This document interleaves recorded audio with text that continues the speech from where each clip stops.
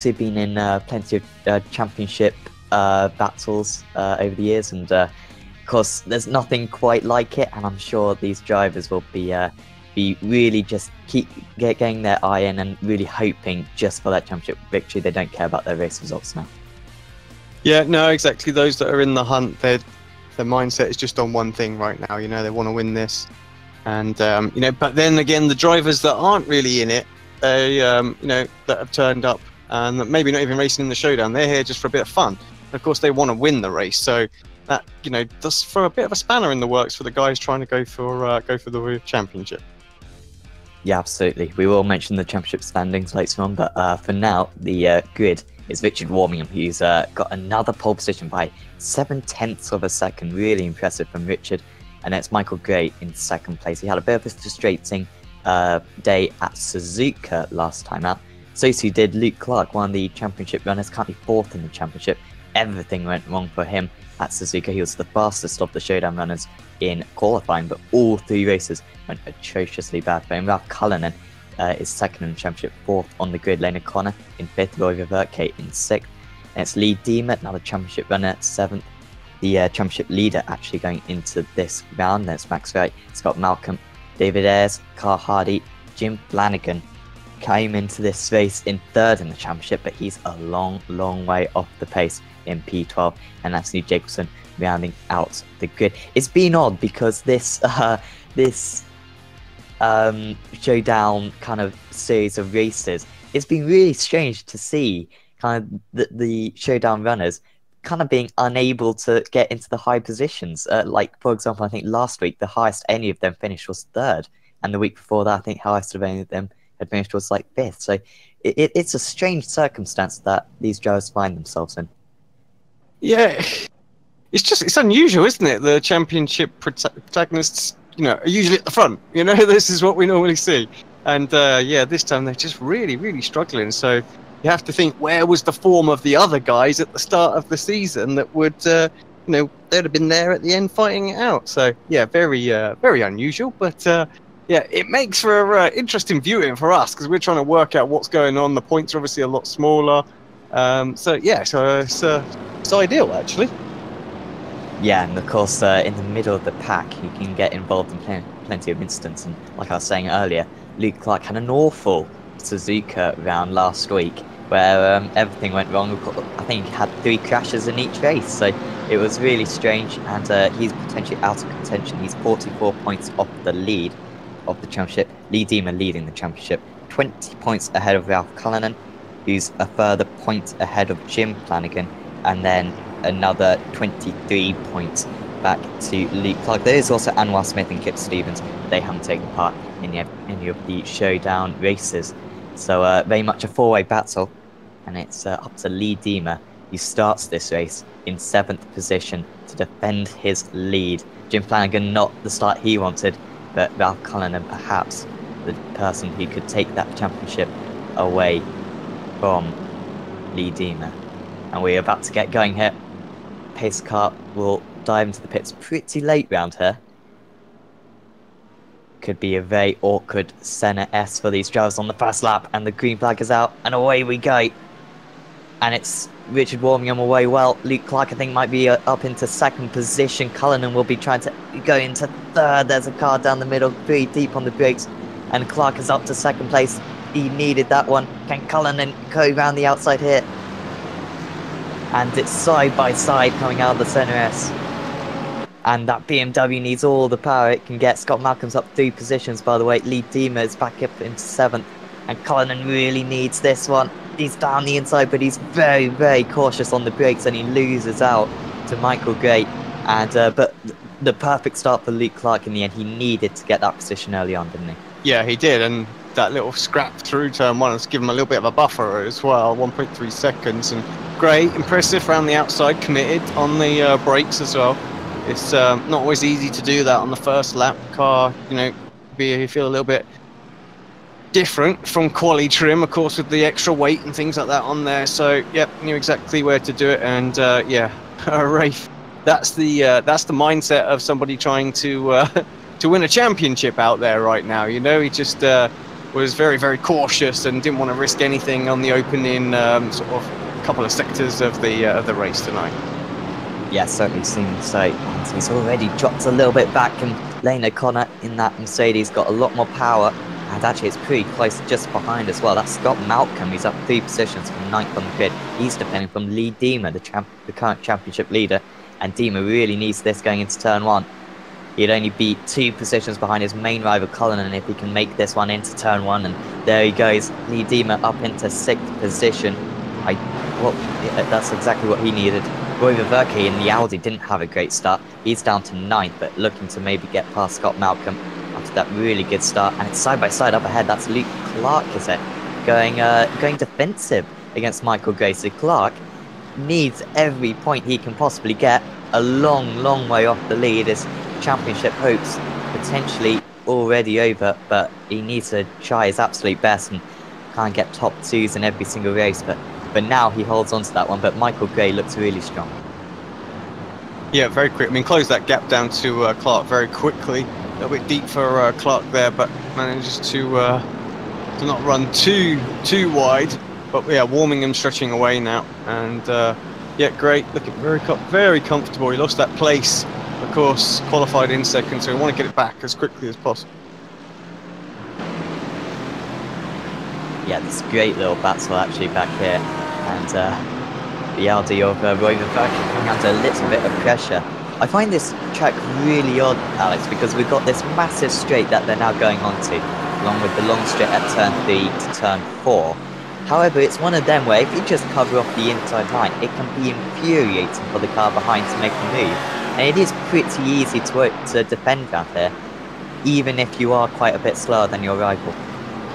Yeah, it can be. I think what this track really excels at is, though, when you do get alongside, it makes a really great battle in, because you can get to the inside and then that becomes the outside of the next corner, and then the inside and the outside kind of thing. So if you can sort of stop them from getting alongside you, perfect. But once they're alongside, then you've got this massive battle on your hands for a good 5 or 6 corners, and you know, you can lose a whole bunch of time to the cars ahead. I just think yeah, it's just one of those old school circuits, really. They don't make them like this now.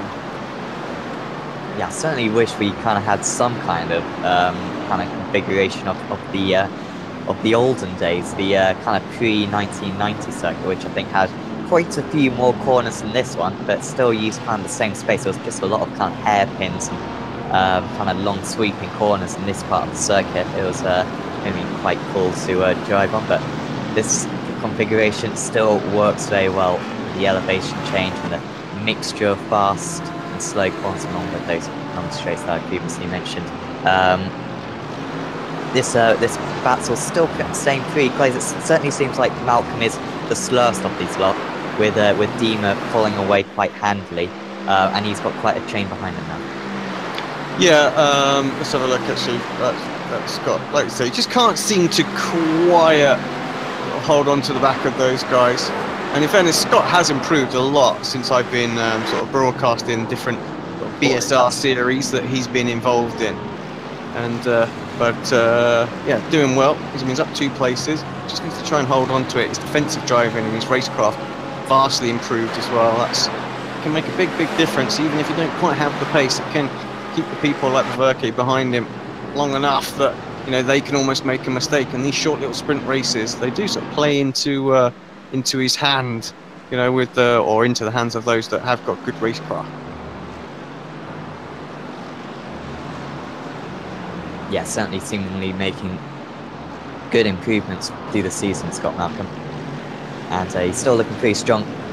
And Luke Clark hanging on to that second place. Hasn't come under too much pressure from Michael Gray so far.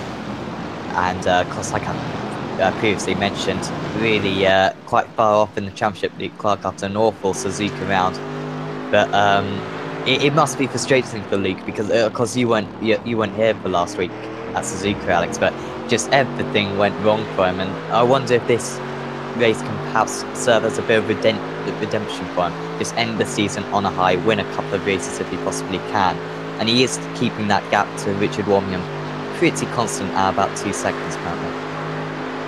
Yeah, maybe so. You know, it's always good when you have a bit of a mare race to have a really good one the next week. I know certainly that's what I'm hoping for on next Thursday.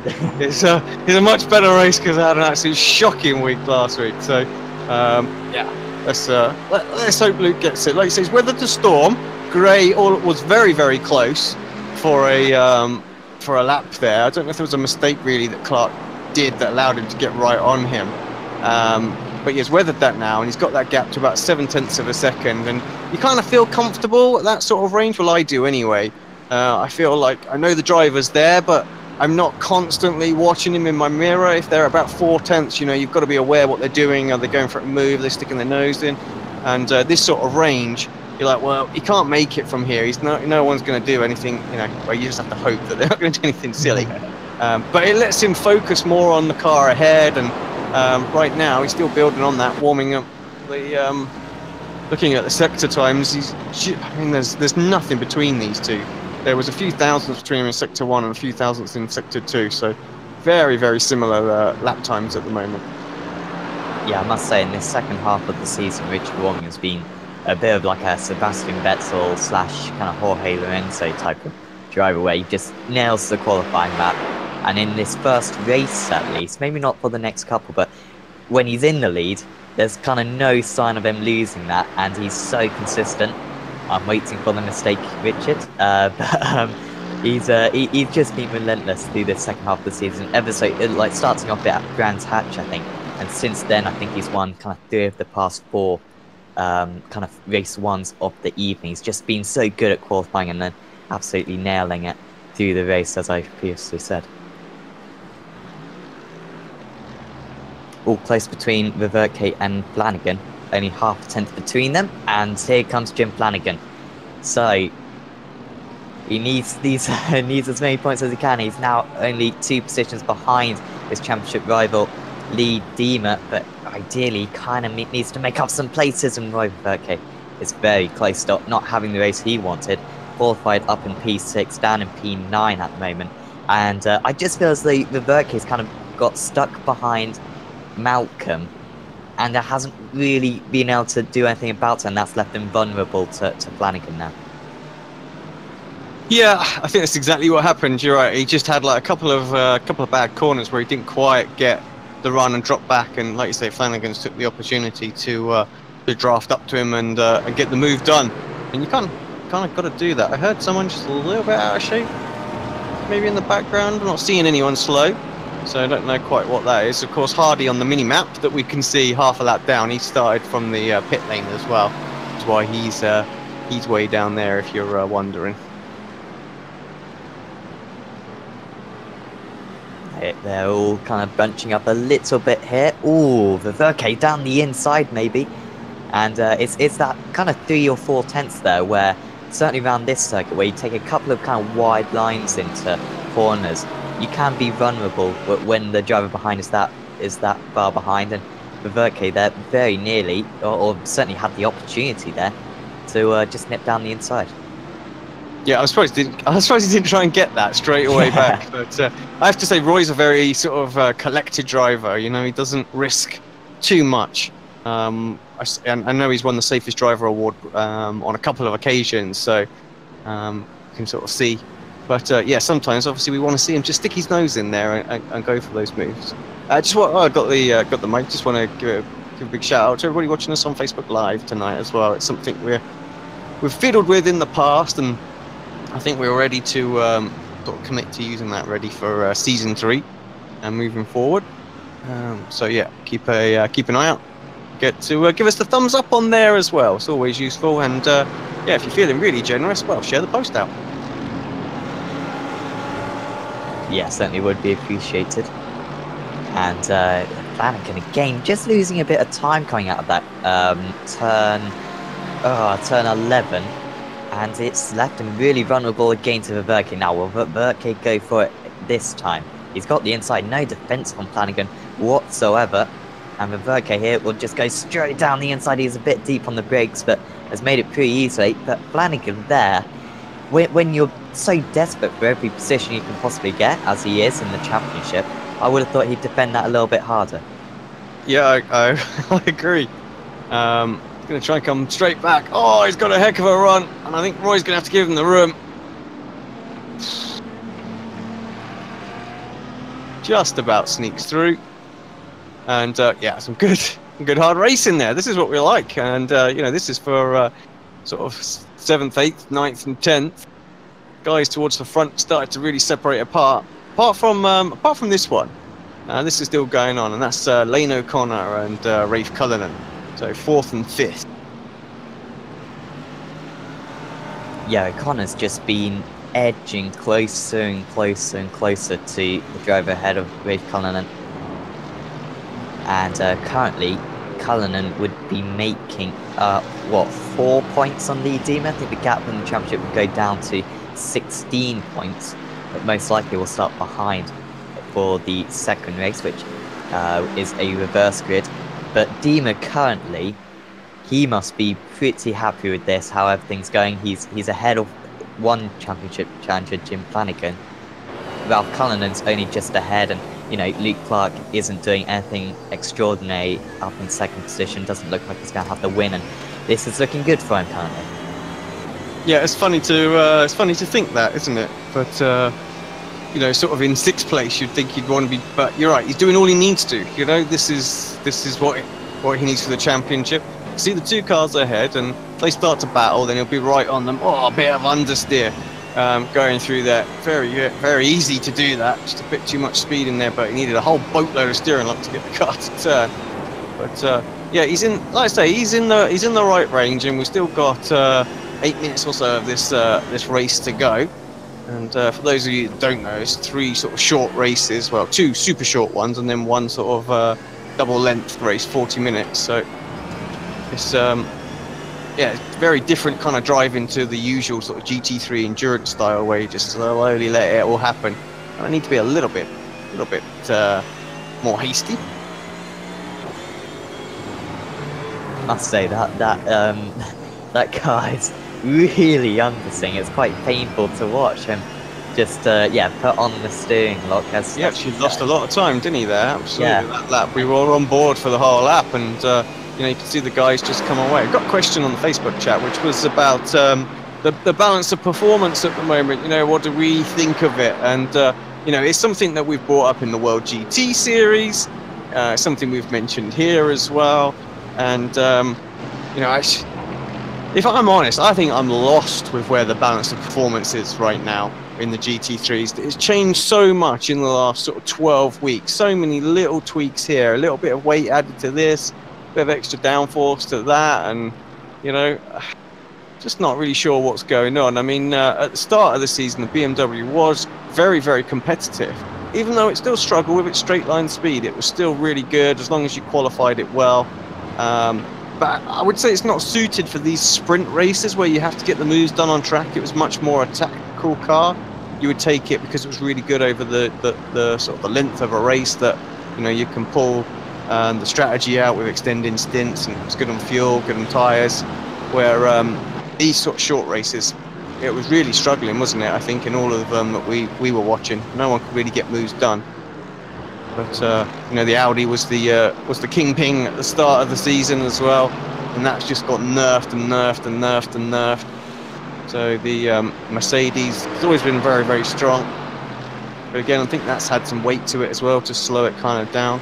It's funny because a lot of the series you have to run the same car from start to finish in these leagues, compared to say like the iRacing official series, and you can hop between the cars, and then of course you never really see sort of like the BMWs out there, or some of the slower cars. But for these series where you have to drive the same car, you're not seeing some of the other cars that would be quick. You know, like the Ferrari's been strong in some circuits, and even the McLaren's been strong now as well, where there's so much weight kicking around on some of the other cars. So it's but yeah, no one's driving it because they opted for the quicker cars at the start of the season.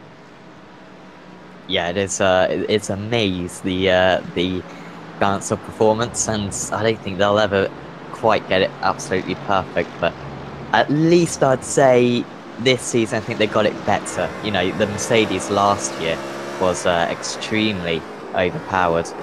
Meanwhile, the BMW was absolutely nowhere, and the Audi as well was quite a bit off, and the Ferrari was nowhere as well. Certainly after the first bounce of performance that they put on it. So it is an improvement, and they are going to keep on tweaking it. Whereas before they'd just leave it set, I think, for a calendar year.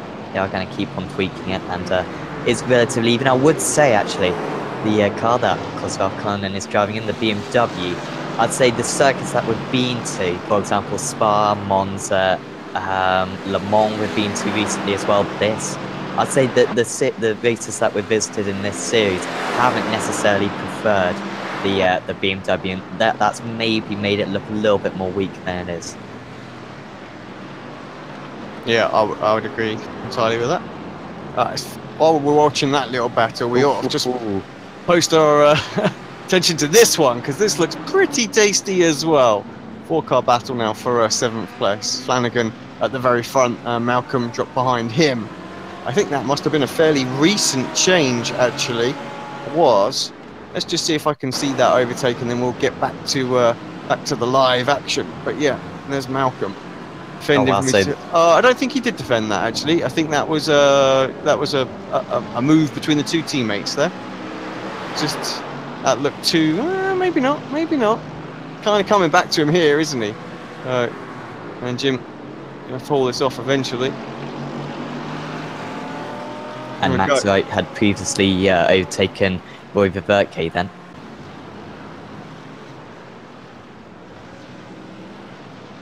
Yeah, those two passed each other for quite some time as well. That was a good little battle there, so...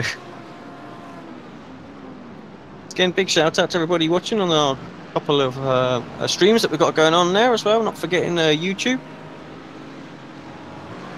Our home for many a year. Give us a shout on the chat. Any questions you want answering, please send them over. We'll do our best. Get to hit that thumbs up button while you're there.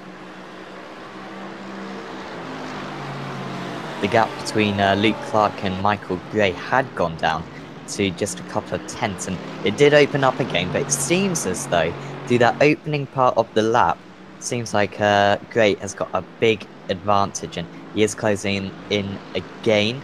Of course, both Mercedes, not going to be much of an advantage for either of them, but for now, Gray just has to stick in behind. O'Connor still close on Cullinan, but it seems relatively difficult to make these moves because, you know, Malcolm had hung on to his 7th place for quite a number of laps, and despite Gray seemingly having a bit of a pace advantage over Clark and staying really close throughout this event, he's not really got anywhere near making a move. It's quite a long run up that up the hill, you know, to turn 1. So I'm really surprised. Oh, excuse me. I'm really surprised actually that drivers haven't managed to make the moves happen. I think, yeah, it's an odd one. Like what I was saying earlier, it can be really easy to defend runs. Like I remember a race that I was in, a team race where my teammate was about a second a lap slower than another car, and he managed to fend them off for about an hour or 50 minutes of racing just by covering the inside line. And here comes Luke Clark again. He's not really covering the inside line. Gray there could have perhaps gone for a bit of a dive going into turn 1. But thought better of it. But this circuit is always also very narrow, isn't it? So you can't get big kind of, you know, if you do go to the outside, the cutback can be very difficult, and it's not easy to kind of force the move. No, I think if you're gonna go to the outside, you've got to hold it all the way around the outside so you have the inside. I don't think the cutback works at all there. You kind of got to pinch them in and hope that you can get the run coming out of 3 then, if they sort of try and hold it around the outside again, because it becomes very tight. But yeah, either way, I think that's one of the few corners really that you can go in that if somebody does defend the inside, you go, okay, it's fine, I'll do it around the outside, because it does open up the outside as well, so you can defend both ways. If someone comes to the inside, you just give them that and you can hold it around the outside and have the inside for the next corner. And again, I talked about that earlier. That's kind of the beauty of this circuit is you know, you can get a move done either way, around the outside or up the inside, in pretty much any corner, as long as you can kind of hold it there. Will Michael going to be able to do that? He's much closer than he was on the last lap, but I think this is the checkered flag actually. It is the checkered flag. Yes, So Richard Warmingham wins the race. Another superb drive from him, and he has claimed race 1 here at Interlagos. Clark holds on to second position. That's what he needed for his championship. Cullinan gets 4th, makes up a couple of points on Lee Deemer, who did everything he needed to do there in 6th. And Jim Flanagan from 12th on the grid, the big gainer, up to P7 at the end, and that was very close at the end. And Max Wright managed to get Scott Malcolm on the line by about a 1/10 of a second. So Wright, who spent so long behind Max Wright, and actually started, well, he got a poor start, started 8th position, fell down to about 10th, managed to fight his way back up to his original positions. And Anthony Jacobson couldn't quite catch up to David Ayres in the end. That was getting close by the end, but in the end, Ayres finishes 11th and Anthony Jacobson 12th. But yeah, in that championship, another intriguing race. The highest any of them finished was 3rd, but second. But Clark and Cullinan, they've just got to try to keep that up and just hope that something happens to Deemer. Yeah, indeed. Just watching a replay back of the start, just while I get the final classifications up and ready for you guys.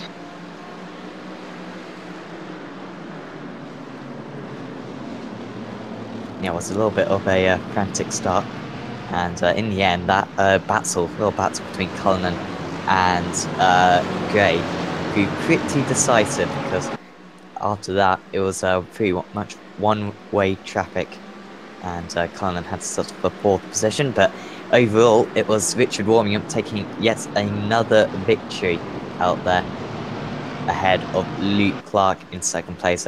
He'll be glad to have a first clean race for a couple of weeks. Michael Gray finishes in 3rd, Ralph Cullinan in 4th.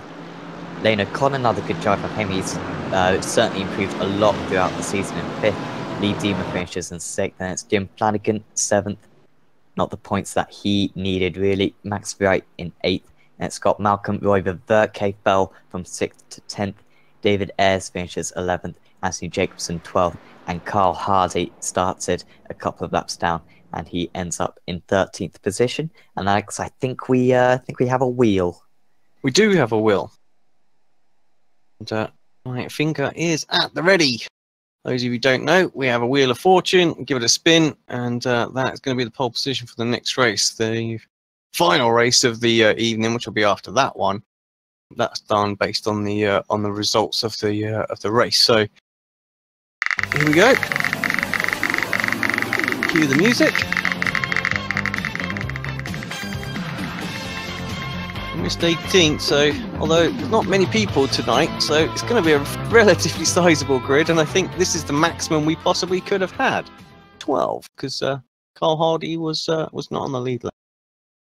Right, so it'll be Anthony Jacobson on pole position, followed by David Ayres and Roy Verke, and it should be fascinating to see those championship runners, Jim Flanagan, Lee Deemer, Ralph Cullinan, Luke Clark, all making their way through the field, trying to get away cleanly. We'll be back in about 20 minutes' time for race 2 of this final round of the season.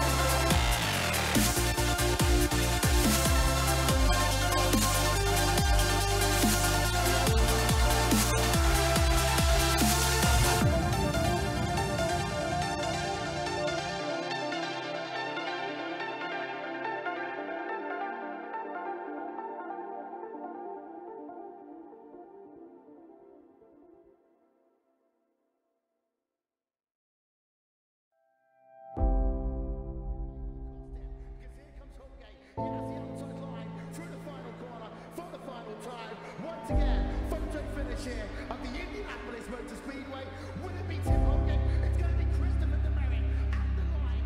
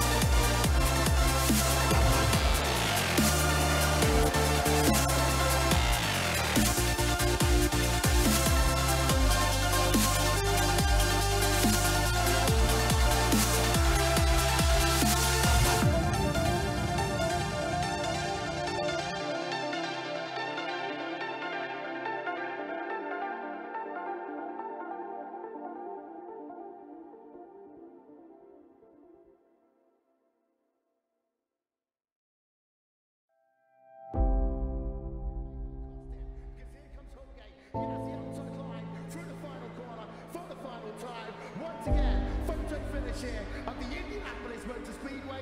Will it be Tim Hogan? It's going to be Christopher DeMerrick at the line.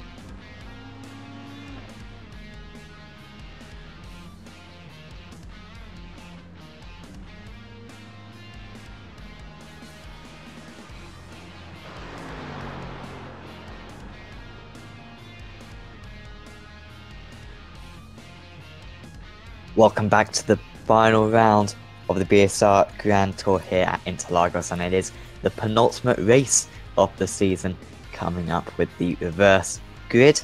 It should be very interesting. I'm Sam Fitzpatrick alongside Alex Simpson, and Alex, this championship still very much alive. Trying to work out the points, it's pretty complicated. But I think Dima, after having a 20-point lead in the championship before, he's now got a 16-point lead. So it has come down a little bit, but he'll be starting ahead of Cullen and going into this round. And he's still, I'd say, probably the championship favourite and should be fine as long as he doesn't get involved in anything. Yeah, welcome back everyone. Looking forward to race number 2 in the reverse grid. You're right, Dima still in the driving seat for this one to bring home this title. But you just never know with these reverse grid races. Anything can happen, and usually does in the BSR, I have to say. So we'll have to watch out for that. Rafe's got an opportunity. He was cautious in that first race, wasn't he? Had opportunities to make moves early on, maybe finish a place further up. Just elected not to do that, and just gained a few points. And let's see what he can do in this one. I think his biggest problem in this one is going to be overtaking with the BMW, especially if Lee's ahead of him. That Mercedes is going to be it's going to be tough to get past. Going to have to get a heck of a run through the final corner. Yeah, definitely. And we saw overtaking pretty difficult out there in race 1. And yeah, it could be an issue for Rafe if he is in that situation, and that BMW perhaps a little bit lower on power than the other drivers. And yes, just waiting for the session advance now. But yeah, of course, Jim Flanagan wasn't the race he wanted in that first one, seemingly quite a bit off the pace. But I'd say Jim's kind of been a master so far this season of just staying out of trouble, picking up the points. However, with him over 20 points off the lead in the championship, he kind of needs a little bit more than that now. Yeah, well, you're right. He's going to need to hope that there's something go on, some shenanigans or something along those lines, to catch some points up and a good run himself. That's the thing, you know. So it's solid drives, and yeah, needs to not get involved in something that's take out the rivals. Session has been advanced, and they will start to be gridding up any moment now, and we can go through the grid now. So it's Anthony Jacobson on pole position alongside David Ayres. It's Roy Verke in 3rd position. He could look strong, actually. Qualified up in 6th position. Didn't have the ideal race, though. And as long as he gets into the lead, he could be very, very dangerous out there. Scott Malcolm did well to hang on to P8 in the first race. And he starts in 4th here. Max Wright in 5th. Jim Flanagan, 6th. The Demon Championship leader. Oh, that's a good man, isn't it? Oh, he starts in 7th. Lane O'Connor starts in 8th, and then Rafe Khan in 9th. Michael Gray 10th. Luke Clark 11th. Richard Birmingham 12th, and Carl Hardy will start on the back of the grid. And we are now just starting this formation up. Last time we saw it wasn't too chaotic. We didn't see any incidents through the first couple of corners, Alex, but it can get a little bit hectic around there, and if you can't get one car spun, particularly through turn 2, it can cause absolute anarchy just behind. Yeah, you're right. If it's one of the front runners, there's not really an awful lot of places to disappear.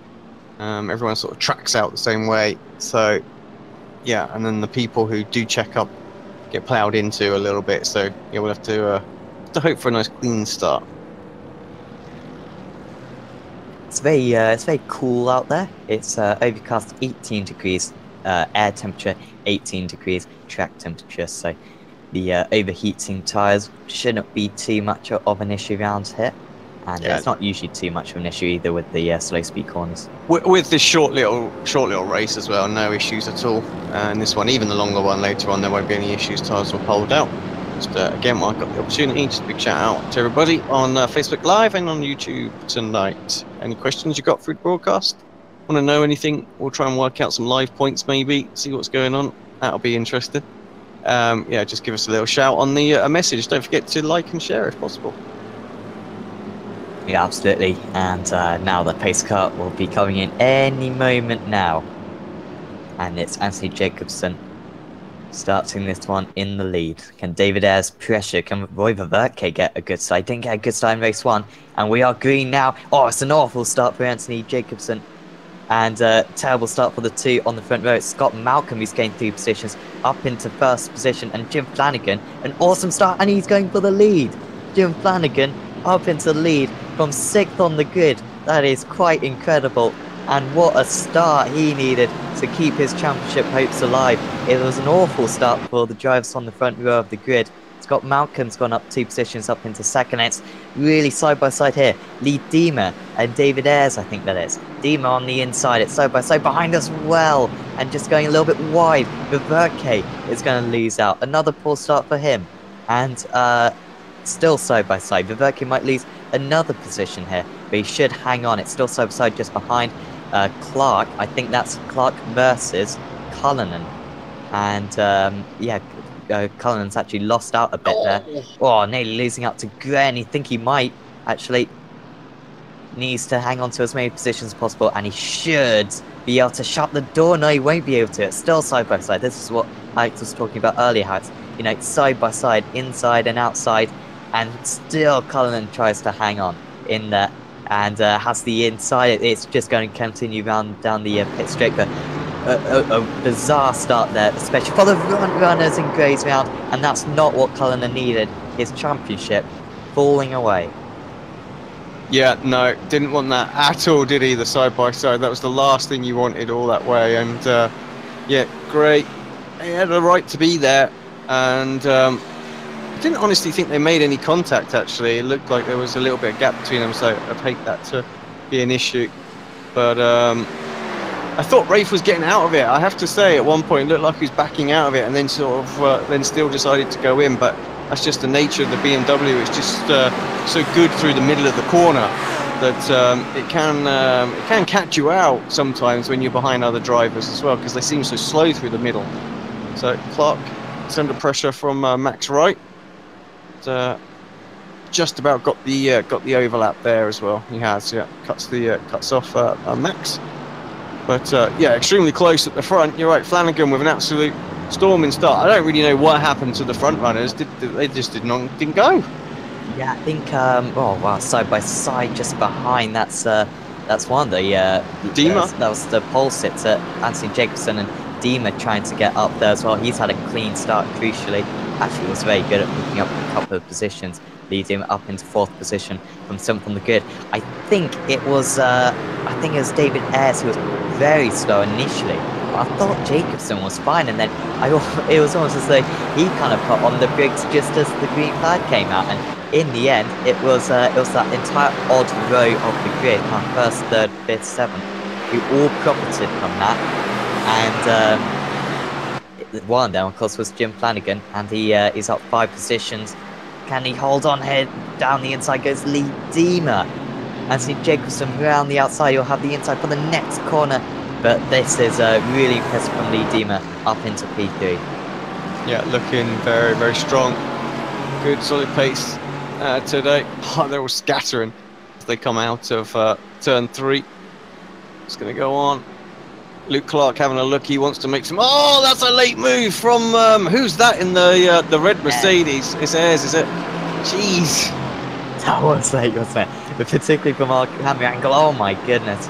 Almost looking like it's going to go 3 wide. Lane O'Connor trying to get involved, going down the inside of Ayres. And Clark is just behind as well. I don't think it's going to take too long for Ralph Cullinan to get involved in this one as well. It's a bit of contact there. Clark having to hang on against Max Wright, who's all over the back of him. And it's Richard Warmingham, the winner of race 1, again seemingly struggling to make up those positions early on. Yeah, Warmingham, he's just going to be steady with it and see what happens, isn't he, Richard? I feel no point in rushing too much and getting involved. Something we've already seen Gray and Cullinan involved.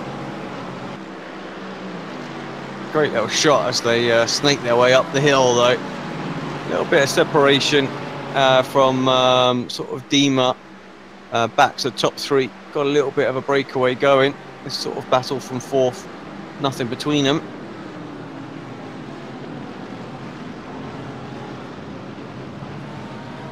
Still a couple of drivers out of position, and you can just see Rafe Cullinan getting involved in the background. On that last lap, Cullinan was 2 seconds faster than the majority of these guys, so he will be on the back of them at some point. Max Wright coming under a bit of pressure. There goes Lane O'Connor. That's really late against David Ayres. Ayres has to go wide, and he loses out. Now can Clark get involved?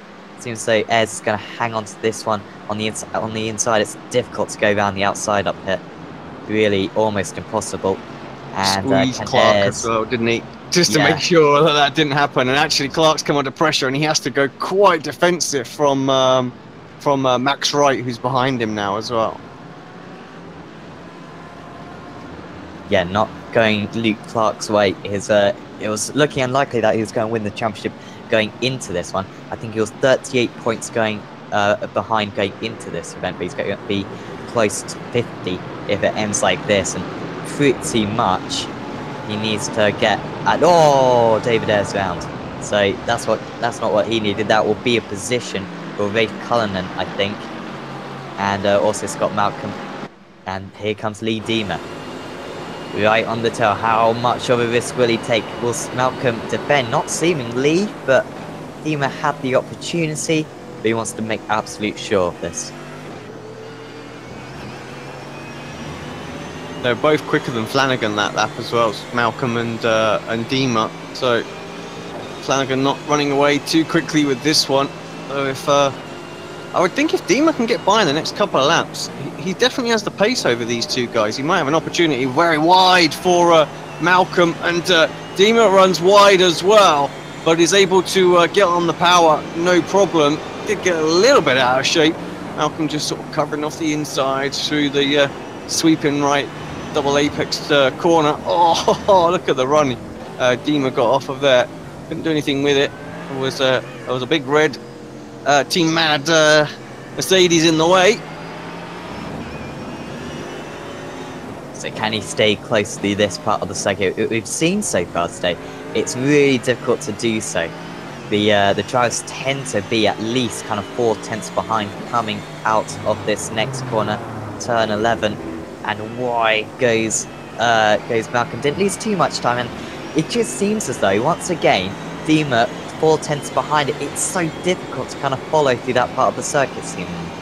Yeah, a bit of dirt, yeah, probably hurting him a little bit. It's not such an issue, of course, in these sort of GT cars, but you know, there are splitters and things like that on the front of the car and little winglets that, you know, do help to give a little bit of downforce, and you know, they become less effective behind another car. So it's not quite so simple. So it can happen through these sort of medium speed corners. But you're right, it needs to be about 3 tenths of a second back. You'll get enough of a draft then to up the hill and to get the move done. Just watching from on board here with Lee, that's another off track that he's got through that same corner. Seems to like sort of running a little wide there. Got Verke catching up on them. It was just a simple battle for second place between these guys, but all of a sudden the rest of the pack has joined the party. But yeah, just watching from Lee's point of view, it was interesting to see Malcolm just running a little bit deep in places. And you know, if I'm going to give any kind of constructive feedback to Scott, I just feel like just needs to try and nip those little errors in the bud. You know, just stop trying to overdrive the car going into the corners. I think that's a common mistake. You know, people try and brake too late and brake too hard, and actually the car doesn't stop quite as efficient. And any time that you're not onto the gas on the absolute point of the apex, you're going to be losing time, and that's definitely what Scott had that last lap. And he didn't really lose any time. He was three tenths slower than Deemer's very close this time, surely. There's a battle going on behind as Deemer up the inside into turn 1. Clark also looking. No, he bails out of it. But yeah, through for Deemer, and now surely Verke going to get an instant chance to get a run as well in his Audi on Malcolm. He's close, but I think he's too far back. But yeah, just to finish my point, that's just what I think Scott needs to do. He's just overdriving. He's not able to get on the gas, bang on the apex, and that's actually losing him time. So Scott, there you go. It's a little tip there. Just back it up just a little bit. It seems crazy that you got to go slower to go faster, but I genuinely think that's going to help you massively. Yeah, I think so. And yeah, like I said, it didn't cost him too much time, but you could kind of see he was a bit hesitant getting back onto the power because he was so late on the brakes. But he needs to use all his driving tips now because he's got quite a few fast cars right behind him. Will Jim Flanagan be able to hang on to this one, keep his championship hopes alive? I think mathematically more than anything else, because it's not looking good for anyone apart from Lee Deemer out there. But it's really close in this pack. Here's Luke Clark trying to make the move on Anthony Jacobson. A little bit slower progress than Luke would have been hoping for, but here's another move here for 5th position. down the inside, and these drivers seemingly not defending too hard. And next up will be Roy Verke, although it's not as simple as that for Luke Clark. Thought it'd be quite simple for him, and he's going to have to wait another corner, and so nearly round. Just, yeah, Jacobson just getting all kinds of out of shape. Rafe Cullinan, where's he got himself? He's up to 10th place, but this is not at all the result he wanted. He needed to beat Dima again this race, didn't he? To put the pressure on Lee. And yeah, they're little coming together with Michael Gray at the start really hurt him. Actually, fastest driver out there right now is Michael Gray as well. He's just put a 29.4 in as well, so very, very quick lap time out there. Shame those guys got involved in something. I think they would have come through the pack quite nicely and been entertaining while they did it. Max Wright and sorry, it's Max Wright just in front of Rafe, isn't it? Still, this battle for sort of second continues, but really Dima now starting to pull away. I wonder actually, is he going to pull this pack back up to Flanagan? Are we going to end up having a battle for the lead with the pack just sort of lurking behind, waiting for them to have a coming together? Well, I think if Clark was near the front of this, I think he would very much be looking for the race victory, but I think he's got a couple of cars to finish. I can't see Roy Verke and Scott Malcolm being able to make up the gap on Flanagan. I think unless Flanagan and Dima start to scrap, they're going to be quite easily the top two up there, because well, Malcolm on that last lap was nearly 2 tenths quicker than Flanagan. It's not really enough at the moment. Dima was 4 tenths faster, so he should be able to catch by the end of this race. And Luke Clark, I feel a little bit sorry for him, because he was unlucky on the race start, seemingly. Also started, right down in 11th position, and he's just been stuck behind a car throughout, and just hasn't quite been able to, make quite as many moves as he would have wanted. He would have kind of wanted to pick up one car per lap, and it's not really turned out that way.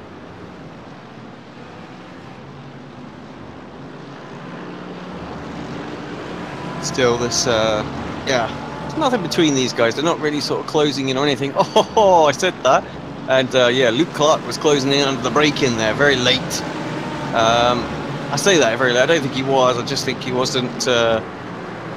Verke had to brake a little bit earlier than to avoid Malcolm. So maybe Malcolm's listening to the stream and he's trying not to overshoot the corners all of a sudden. Don't overdo it. They kind of all get the slipstream down here. The Audi should be pretty quick down the straight. Shouldn't have a deficit to the Mercedes.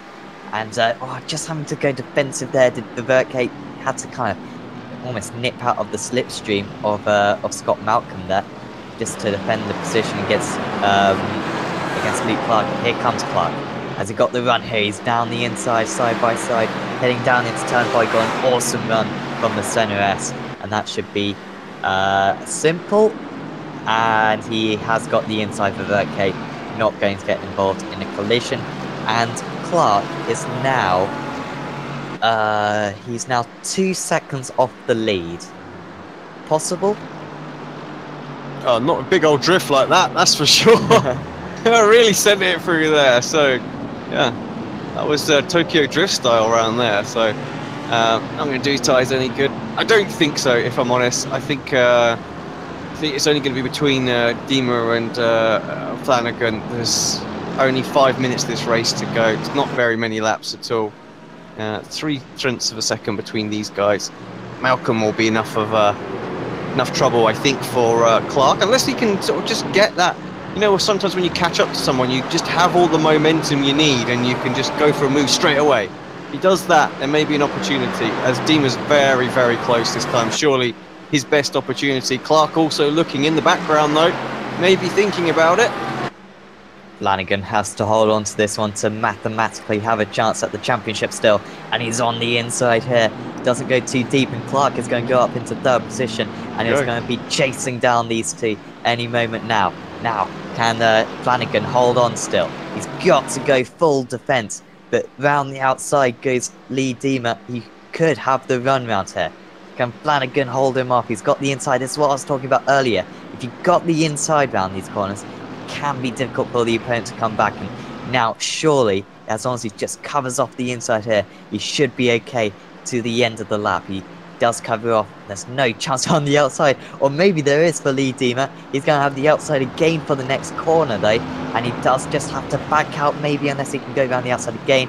And Luke Clark is all over the back of these two, and this is just what Lee Diemer doesn't want. No, exactly. I have to take it all back, you know. Just their fighting is really what let him back into it, and he's good timing to get past Scott. So we do have this big pack that we thought we might well have. Everyone fighting for first, really, out there. Malcolm sort of holding on a little bit to Clark, but great run from Clark. Now Diemer under a little bit of under the cosh here, sorry, and yeah, he's looking backwards, not forwards, all of a sudden. Yeah, how things can change so quick. And here comes Luke Clark. Defensive goes Diemer, really defensive. There was a little bit of room down the inside, but around the outside now goes Luke Clark. Needs to try to get the inside for the next one. He's wide though. He's on the grass and he has to back out. And all of a sudden, Scott Malcolm's going to get involved in this one as well.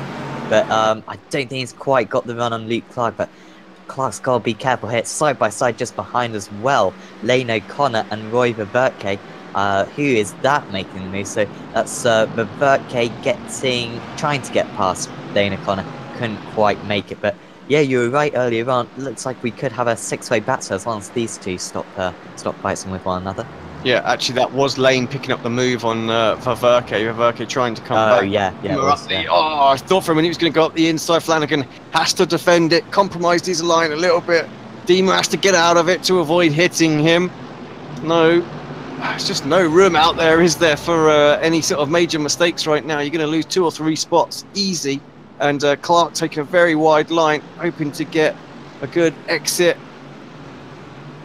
in towards the final corner. It was a good line from Flanagan. He's got a bit of breathing room behind, and I have to say, once again, I think it's more going to be Clark on Diemer this time. Of course, the slipstream effect won't quite be so strong for Luke Clark, with Diemer having slipstream as well. And it could really be close at the end of this one. Flanagan feeling the need to defend, although then backs out of it down the inside maybe, because Lee Diemer, that was an odd line, and it could leave him vulnerable coming out of this one. Oh, he's not got the run that he needed, and here comes Luke Clark. Now around the outside, can he build the momentum? Now gets into the slipstream. You're going to have to go right to the white line, I think no, he's not defending whatsoever, Lee Diemer. He's letting Luke Clark have it, and well, there was pretty much no fight in that one after defending right to the inside a couple of corners previously, but he's coming back again. And got a hell of a run coming out of there and back fast. I mean, he's clear. He just needs to swipe across. Oh my goodness. From behind. I think. That was a bit naughty from Clark, and that might be even more naughty. Good driving from all of them, though. They avoided sort of a major incident there. Malcolm had to check up out of it too, and he's now got Lane O'Connor right behind him. And then we've got Warmingham. He's got past Ververke this lap as well. Still, this race continues. I think we've got 30 seconds to go, so this one, finish this lap off and then one more, but all of a sudden 1.2 seconds is the gap for Jim Flanagan. He'll think he can hold on to that. Yeah, should be okay, but Lee Diemer there a couple of times maybe saw his championship perhaps evaporating, and here comes Richard Warmingham, who has had a bit of a disappointing race, really. Just hasn't been able to make the moves. Is up 6 positions, so it's been a good drive, and once again not getting involved in any collisions, but trying to make the move on Lane O'Connor. He's up 3 positions himself, and it is great to see all these cars so close. The top 7 are separated by 3.5 seconds, and Max Reitz into the wall. He had lost a position to Rafe Cullinan a couple of laps earlier, and that's really finished him off now. Doesn't look like there's going to be too much go on here. If anything, it's just this Warmingham and O'Connor. They're the ones that look close enough for something to happen. Top 3 separated by about 3/4 of a second now each. Flanagan, he's had to defend this one pretty hard. Coming right under pressure, didn't he, from Dima for a while. And actually that good bit solid defence from Flanagan is kind of what allowed Clark to get back in. And that was a blessing for Flanagan, because actually Dima has been far more occupied from the car behind than he has trying to focus on getting the move done on Flanagan. So good, solid defending. That's what's going to win him this race. Comes up over the hill. We're expecting the checkered flag. There it is. And yes, Flanagan takes the second race of the night, but a great drive from Dima, and an awesome drive from Clark as well. The whole race actually very close. I mean, I've flipped back to try and see where the rest of them are, and well, they're already coming through. Cullinan, look where Cullinan was. You think he had that spin? If he hadn't have had that, he'd have been right in that battle. So he'll be a bit gutted, I think. Oh yeah, definitely, and he spent a lot of laps behind Max Verstappen. I was keeping an eye on it on the timing screen, and he spent probably about 5 laps just stuck behind Max Verstappen. Couldn't make the move, was losing probably a second and a half per lap behind him. And without that, he may have been able to get involved as well.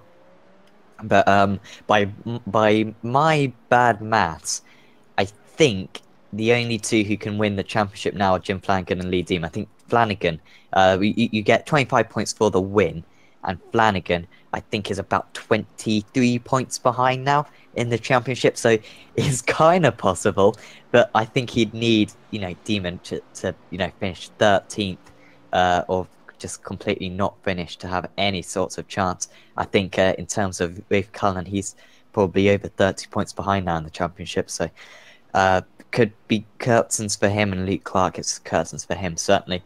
But in this race, Jim Flanagan takes the checkered flag by just 0.4 of a second over Lee Deemer. Brilliant drive from both of them to Luke Clark, 11th to 3rd. He had to just pick off driver after driver. I might feel a little bit disappointed that maybe he couldn't get the move on Deemer and then challenge Flanagan for the lead. Scott Malcolm started in 4th and finishes 4th. Good drive from him. Lane O'Connor finishes 5th. Richard Warmium started in 12th position. He was a little bit disappointed perhaps not to make up as many positions as he would have wanted. He finishes in 6th. Roy Verke ends up in 7th. Just maybe his race car wasn't quite as aggressive enough, and he was only 3.25 seconds off the lead, but was only good enough for 7th position. Anthony Jacobson had an awful start from pole position, and he ends up in 8th place. Ray Cullinan was involved in a spin on the opening lap and then got stuck behind Max Wright. He ends up in 9th, and his championship should be over. Michael Gray ends up in 10th. Carl Hardy, 11th. David Ayres had an awful start as well. He ends up in 12th, and Max Wright in 13th position.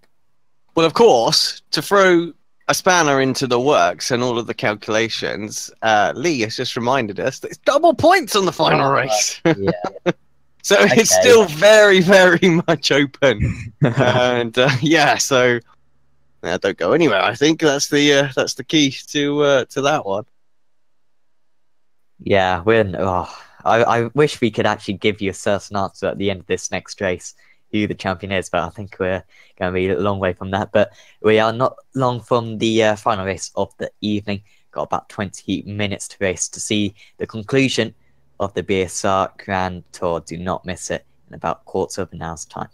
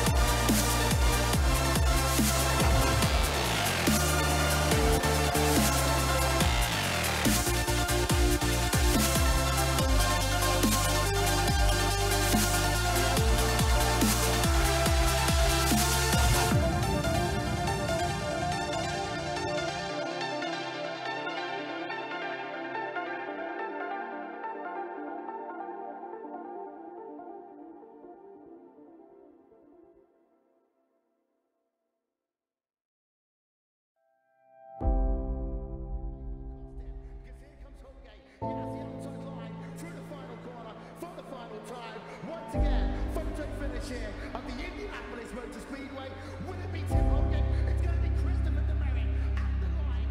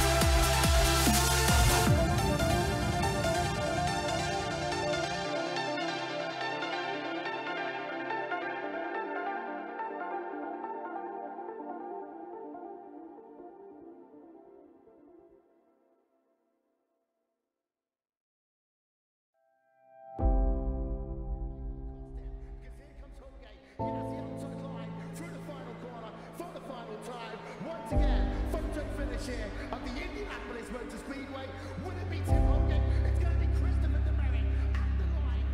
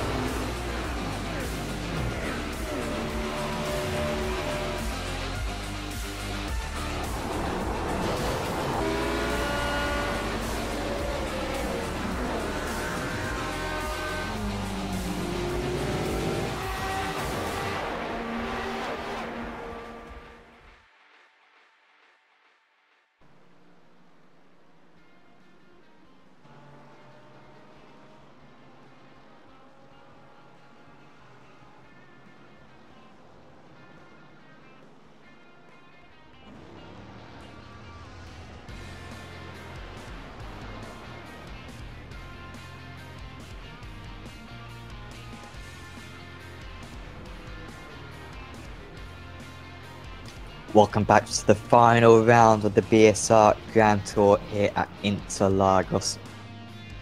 And we are here for the final race of the season. We've still got the championship to decide between Lee Deemer, Jim Flanagan and Ray Cullinan. And we've also got another championship to decide, the Murray Walker Cup, which I believe is drivers who haven't won a race through the season. And currently Max Wright leads that one with Scott Malcolm in second position. Bad news for Scott is that I think he might have to win the race to actually make that one up. So He's between a rock and a hard place, but in the main championship, Lee Dima leads by 17 points over Jim Plankin. Plankin starts from pole position, Dima from second position, and Alex, this is it's all in Dima's hands, I think, and he'll just be desperate not to get involved in collision because everything looks good for him right now. Yeah, that's it. It's his to lose, isn't it? I think that's the expression. And yeah, he's in this very, very strong place. What he doesn't need to do is he doesn't need to sort of play it too cautiously, because that has a habit of sort of biting you in the arse. And you know, if he's just letting people go and doing this, someone might send something up the inside that he's not expecting, and yeah, he'll get collected in that. Double points in this one. We were told about just a minute ago, which always does make it a little bit more exciting. So I think, you know, for people like Flanagan and Scott Malcolm, you know, they do have good opportunities if their rivals struggle a little bit. But if those guys are all sort of kicking around the top 5 or 6, it is going to be very difficult to make up the points. So, you know, they've kind of just got to do their own thing out there, and hope their rivals get just kind of what happened to Rafe in the last one, you know, just sort of collected somewhere or something that knocks them further back the field, and then it's going to be very close, and we'll have to get the calculators out. Well, even then, it might still be possible. Just looking at the points difference. So, or sorry, the possible points. So, first will be worth 50 points with the double points. Second, 40. Third, 32. Then fourth, 26, and fifth, 22. Wait, yeah, third was 32. And yeah, say if the Flanagan wins this and Dima comes third, he could actually overhaul it. Yeah, he could. Yeah, he could do. So that's quite achievable. So we'll have to look at that. And then for like Malcolm as well, what if sort of Scott has a good run and finishes like in top 3 again? That's enough points. But where does Max Wright need to finish to not really score hardly any points at all? Well, 10th place is 12 points, and then it goes down by 2 from then. So it'd be. It's going to be very, very difficult for Scott, that's for sure. And if you don't finish, then you get 0 points, or is there still points even if your class is not classified at the end? That's the question, I suppose, isn't it? Yeah. we don't know the answer. 13 will be 6 points, so pretty much no points anyway. Yeah. If you know the answer to that on either of the chats, YouTube or your Facebook, please let us know if they're a lap down or 2 laps down. Does that class? Apparently, DNF equals 0 points. Yeah, there you go. So, yeah, for cars 2 or more laps down. They've got to watch out for that, of course. That's going to be the. They do get a faster pair though, so they need to wreck the car twice for something like that to happen. Of course, we do have a pit stop in this race, and these 35-minute races are usually quite interesting. With that grid should be. I don't think that's really how the pace has gone, because we saw last time race 2 winner Jim Flanagan struggle a little bit, but he is on pole position.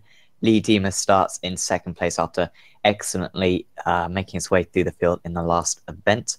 Luke Clark starts in third place. Watch out for him. He's been super quick today. Scott Malcolm in fourth. Lane O'Connor has been quick today in fifth. Richard Warmingham, race 1 winner, and he was excellent in that race, but just seems to struggle making his way through the field, as Richard say. He'll be looking for a good start, otherwise that race victory might be quite difficult for him. Roy Ververke starts in 7th place. Anthony Jacobson in 8th. Brave Cullinan starts 9th. Michael Gray 10th. And it's Carl Hardy, David Ayres, and Max Wright rounding out the field as we pull away. And going back to that point that I said, how I wouldn't say that grid is completely kind of how the pace should be. You know, sometimes we get a pole sitter for this race too, who is, faster than everyone else. But I'd say the 2 fastest drivers today have been Luke Clark and Richard Warmingham. And also throwing Michael Gray in there as well. They've all been really quick, and they're kind of starting further down the field. Yeah, they are, and I think with the longer race, though, they've got enough time to get back to the leaders. It was funny, at the start of the race, we were talking, or start of the meeting, we were talking about the guys that were going for the championship, struggling to get to the front in the showdown races. But here we are, the two people fighting for the championship, first and second on the grid. So. Oh, Clark's still mathematically got a chance. Well, there you go. First, second, and third then. Yeah, very, very good. How they like to prove us wrong, I say. Got to watch out for the dodgy start again. Just don't really know what happened in the last one, but it just seemed like they didn't go, did they, at the start? So, see, this time, I believe they have to wait for the green, don't they, this series? So, yeah, I think so. And I'm sure Jim Flanagan, who was pretty desperate to win that last race to keep his championship hopes fully alive, and he absolutely needs to win this one. And he already goes, seemingly. Yeah, it's a great launch, and Luke Clark, I think, is going to be straight up into second place. Not the ideal start for Lee Diemer, and currently Jim Flanagan, I think, is in championship winning contention. And down the inside goes Lane O'Connor, that is, making his way up into P4, but side by side with Scott Malcolm. And so, yes, O'Connor just lost out there. Now it's going to be 3 wide, potentially. O'Connor side by side with Viverke, who's already gained position. And just behind is Richard Warmingham, who's lost a position. Cullinan trying to get involved. He needs all these positions early on. But it's another not so good start from a little bit of contact there. And here is Clark, already challenging Flanagan. Can he go around the outside? This would be incredible. If Clark can make this one, Flanagan holds on though. And still down the inside goes Luke Clark, but he can't quite make it. yeah, Flanagan covered that up pretty quickly, and he needed to as well. Otherwise, I think Clark would have thrown it out the inside there. Just couldn't quite hold it around the outside. He had a lot of momentum there, but yeah, it's the second apex of that fast right. That's where you kind of lose all the time on the outside, and yeah, exactly that for Clark. But looked good. I thought he was going to try and hold it around there. If he could have done, that would have been an amazing move. Oh, terrible run. And there goes Dina down the inside, and you might get the pair of them. Almost gets boxed in, but can get some clear air. Now can Clark challenge? Can Malcolm even get involved in this one? Down the inside goes Lee Dina. Oh, was there contact between the two of them? Flanagan holding on. Now Clark is going to go back down the inside. He's left himself so vulnerable there. And easy for Clark if he can get it stopped. And around the outside, still fighting, is Lee Diemer. And now O'Connor and Malcolm will get involved. And Lee Diemer there, I must say, going to the outside there when you've got a feisty driver like Luke Clark, he was just asking to be overtaken. Yeah, I don't think he had any choice. That's the thing. I think he kind of had to go to the outside because Flanagan just shut the door on the inside. And to a point, Flanagan with connection problems. But to a point, I think Diemer had to get out of it so that he didn't pile into the back of Flanagan. And yeah, that's kind of like when he got out of it, that's what allowed Clark to get back at him. Otherwise, he would have had no chance. He would have gone, Diemer would have gone through both of them. So just that checkup made all of the difference. And he ends up looking at opportunity of making the move into first and still stays in third. Quite incredible. The top 10 are separated by about half second each. Oh my goodness, Clark. The thing is, if Clark makes this, I think Clark will run off into the distance because he's so quick. But overtaking has proved so kind of difficult and risky today. Yeah, a couple of people put some moves in. Of course, some spins. Oh, what's going on there? There we go. Camera swapped over already miles before they were even in shot, just to catch me out. And who's that? I think that was Warmingham making a move in the background. Oh, yes, there it is. On O'Connor, up the inside, standard stuff. But not easy to do when everyone's in a slipstream. So Richard did fall down to seventh, sorry, and Viverke's round.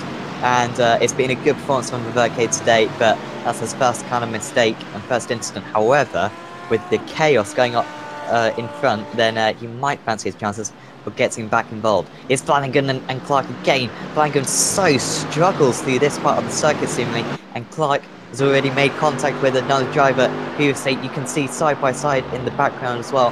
Flanagan should be able to hold on here as long as he just covers off the inside line, doesn't let Clark come back, and he doesn't. Warmingham's up into 4th position now. So I was talking earlier how Warmingham struggles to make the overtakes. He's already up into P4, I think, although it's still side by side just about confirms the move on Malcolm. And he's making great progress up from 7th. And there's a spin in the background. I think that might be Warmingham. It is That's Malcolm. Malcolm. The scatter. On it side by side. Oh, Clark's going through. Jeez, all of a sudden you just don't know where to look. We'll catch that back in a second, but Clark through. Dima's going to go through as well. Flanagan, not at all what he wanted. Needs to fight back now, does Jim Flanagan, but he doesn't really have the straight line speed here. Well, Dima's just got to try to follow Clark, surely. Doesn't want to get involved with a battle with Jim Flanagan. And Flanagan just has to stick in behind now. And everything is looking rosy for Luke Clark. Sorry, for Lee Dima. And here is the instant. So Warmingham got the job done. That's Malcolm behind him. And then O'Connor and Flanagan. Oh, he went down the inside. And oh, that's a tricky one. And Gray got involved in that one as well. So, well, I think actually, if you take a little look back at that again, I'll play it again. Take a little look at where Rafe is right at this moment as well. I think there's two separate little incidents there. Yeah, look at Rafe in the background. Just that's where it actually happens. The two in front, they don't really make too much contact. It's Rafe causing the shenanigans behind. And Warmingham might be able to get past Flanagan here. So Flanagan, who kind of needed the race victory, or top 2 at least, might be falling out of the podium positions imminently because Warmingham is looking fantastic out there. Didn't have a brilliant race too, like I've already mentioned. Failed to really get a great start, unlike his rivals, like Luke Clark, who was just rapid on the first couple of laps. But in this race, Warmingham has been superb, and here he comes in the slipstream. Can Flanagan defend? Surely he kind of needs another driver to go and hunt down Lee Dima. And he doesn't seem to be fighting it too hard. And I wonder if that's his logic here, because on pace, he's not going to be able to beat Dima. He just needs to hope that Clark and Warmingham will get involved in a collision with him. Yeah, I think you're right. Maybe hoping he can just maybe get into the slipstream of Warmingham and just getting back up to these guys or something like that. It's never easy when they're just a little bit quicker. But he's so deep in there as well, and I think any chance he's got of keeping in the slipstream is literally just gone right there. So yeah, 1.2 seconds behind. So that's not what he wanted at all. But yeah, you're right. That is what he needs now. Is these guys need to fight it out. For Dima, he can just sit behind Clark. He doesn't have to worry about it. He can stay there. It's not a problem. I think he can even let Warmingham through, can't he? There's enough of a points advantage that if Warmingham does get to him, we know how quick Richard is, of course. Won the first race of the meeting tonight. I think he can happily let him go through as well. So I don't think he'll fight that too much. He can sit there. Yeah, his priority really was to get by Flanagan. Well, this could be a problem. Well, if you're gonna gift in the position, he's gonna take it. That's for sure. Well, I think Clark's going to be able to fight back imminently, and Warmingham is absolutely flying up there. In race 1, he won by about 6 or 7 seconds, and in this one, he's easily catching up on this slot. Warmingham on that last lap did a 26.6. Actually, Dima did a Warmingham did a 29.6. Dima did a 29.55. With Clark with that off was a second slower with a 30.62. Flanagan 31.56. So he's going to do well to hang on to that P4, because Rafe Cullinan has gained 3 positions. He's up into 6th place, and he's going to be chasing him down as well. But with Clark, he is 38 points behind Dima in the championship. So if he won, he'd get 50 points, and Clark and Dima would need 12 points. I think is it 10th position for 12 points, I think. So that would be enough for him to win the championship. So he can easily let these two pass and just settle the 3rd place. Yeah. And I think if they start to put him under serious pressure, he's probably going to do that. But right now, like I say, he's a second clear at this point. They're battling behind. I think he's only going to do that if they get to him. right now he's having a heck of a race, and why would he? Yeah, exactly. Warmingham closing in, and even Warmingham's not that much faster than the race leader. Was actually a tenth slower on that last lap, but now he's right on the rear wing of Luke Clark. He's already made a mistake in this one. If only it wasn't for that Suzuka round where he had 3 atrocious events, he would be right with them, right with Lee Diemer in the championship, because he's been consistent throughout. But as it's been, he's not going to have a chance. So too Richard Warmingham. He was in line for actually qualifying for the Showdown, but I think failed to turn up for the round 8 of the season, the final round before the Showdown, and that meant that he missed out ever so slightly, and yeah, getting close again. But yeah, Warmingham's been superb, and here comes Cullinan up into P5 now, so Cullinan making his way through, but he is surely out of championship contention. He needs to win, and the guys need to have a bit of a disaster, doesn't he? So you never know, all 3 of them might smash into each other. Stranger things have happened. We have had a few pit stops as well. You just seen the graphic pop up on screen. But yeah, so no, not Ververke. So Lane O'Connor, Max Wright, which is obviously interesting for the Murray. Is it Murray Walker? Yeah. Yep, thanks. Yeah, the Murray Walker Championship, because of course Malcolm stayed out, and then David Ayres has also jumped in. I was looking at the Murray Walker Championship. It's actually anyone who scored a podium can't qualify for it. Oh my god, Clark is all over the place right now. He closed in to within about 6/10, was nearly half a second faster on that last lap, but that mistake's just been right vulnerable now to Warmingham. But yeah, it's anyone who scored a podium is ineligible for the Murray Walker Cup. So unfortunately for Max Wright, who needs to make up the points. If he gets a podium, he'll be invalidated even if he overtakes some points. So he needs a 4th position if he can possibly get one. But that early pit stop could work out for him okay out there. And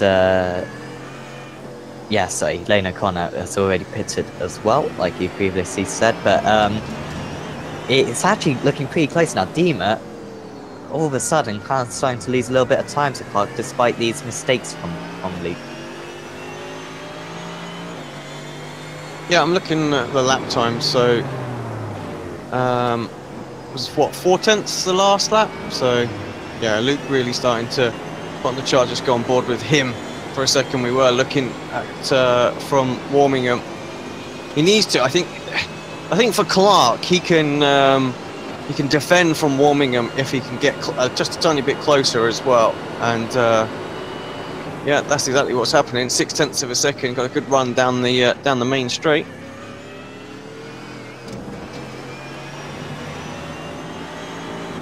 Look good through that center S, and look at the drive he's got as well, going to be right into the slipstream. And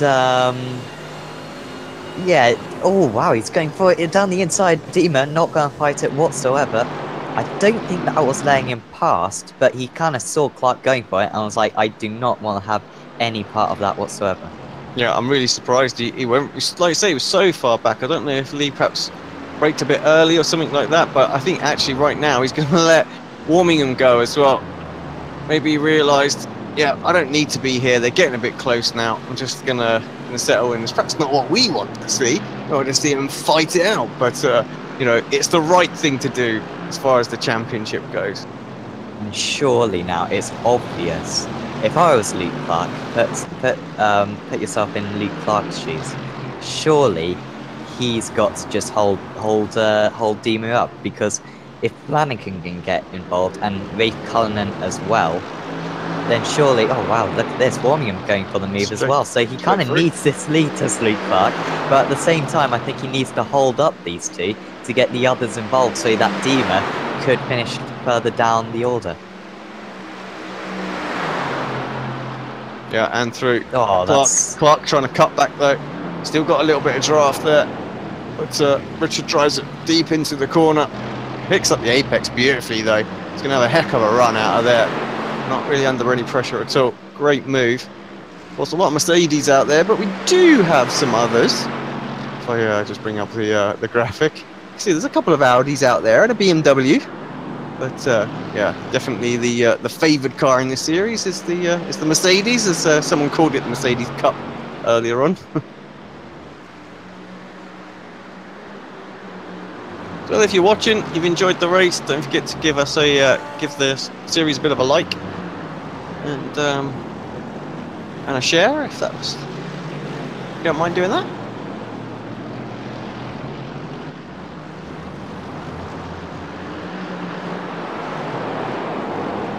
Cullinan is closing in on Flanagan now. Cullinan, in that last race, struggled to make the move on Max Wright, and Flanagan's not going to be too much easier. However, he has been able to make some nice moves already as Cullinan, and Flanagan's got all kinds of connections. He's had some issue, hasn't he, with this race? Been jumping about all over the shot. It's never easy to follow somebody when they're like that as well, because you just don't know where they are. Like now, like you just like where do you follow to get the draft? You know, you just don't know. So I know I've had occasions where people just disappear for like 10 seconds, and you just got to do your own line, and then they suddenly appear right in front of you. Or you're like, whoa! And he's also made a couple of mistakes as Deema. You don't think maybe the connection is affecting him some way? Maybe he's getting a little bit of lag as well, which because in that second race he was pretty faultless, whereas in this race we've seen him have quite a few offs. Yeah, possibly. Verke into the pits. Oh, got a terrible run out there, but here you go, Rafe. You see, can't really tell, can he? Oh, jeez. Look at, he's lifted out of it because he's got no idea whatsoever. You kind of, that is, I mean, for the driver, it's so frustrating. You know, I know in the iRacing World Championship when we used to have that kind of an issue, if the officials, before they bailed on live officiating, they would literally move you out the way.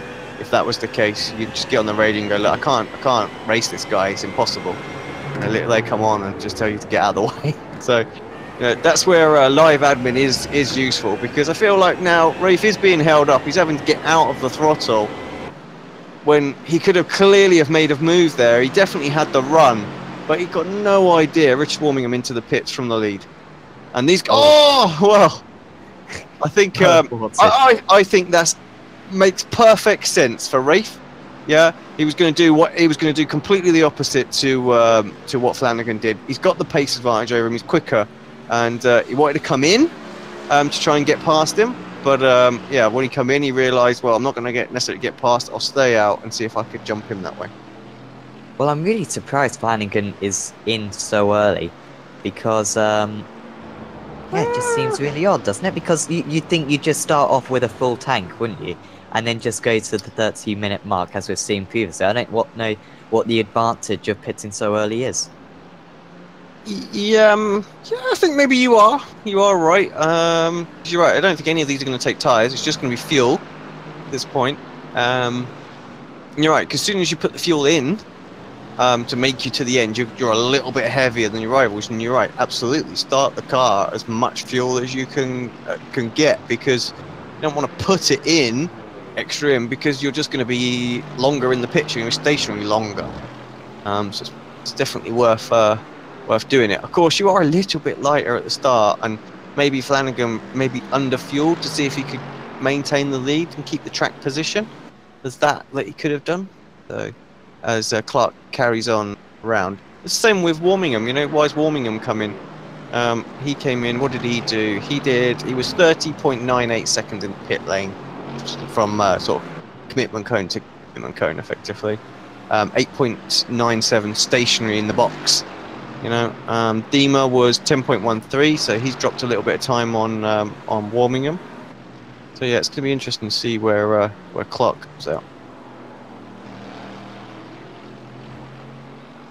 What is going on with what did I sort of check in with Scott Malcolm and Max Wright? So Max has been in. Max Wright, can I just point out, Max Wright had a 21-second stationary stop, so he definitely took tyres. Came in early and took tyres. So it's going to be quicker, a little bit quicker. But Malcolm right now, he's in 3rd place.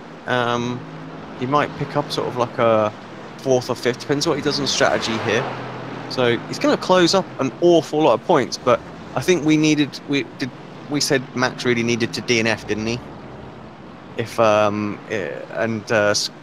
Scott to finish sort of around about 5th. Yeah, well, I think Max needs to finish like outside the top 10 and Scott's finished 5th. Yeah, so it's possible, but Max has been good so far today. So I'm not totally convinced. I think it's could go either way, but yeah, right now the championship leader is looking stronger of the two, I'd say. Clark stays out one more time. The strategies are blowing wide open, and of course the gaps and intervals now on everyone are pretty sizable. Closest one is Lane O'Connor. We can see there 0.7 of a second from Roy Ververke, who was one of the earliest to pit. Roy, of course, had his mistake earlier on, didn't he? Where he nearly went into the Arco coming out of turn 3, but managed to collect it up before that. I don't know why Lane is behind him. Did he have a issue as well? I can't remember an issue for Lane O'Connor so far. No, I don't know. Just some good laps, I think, from Roy after the accident. Well, it's Lane. I'll tell you what. No, he did go off there. I'm just having a look just to see if I can see anything else. Oh well, wow, he had another one. Well, there you go. That is one, and that will. Oh, he had lap 3. He had a 1:40, which is 10 minutes, 10 seconds off the pace. So I think it would have been somewhere on lap 3 that he had another spin. But after a decent day today for Lane O'Connor, it's gone rather sour in the first 25 minutes of this event. So if I jump back quite a bit, this was it, wasn't it? Do you remember? Yeah, it was Lane who got caught with that, wasn't it? That was it. That reminded us.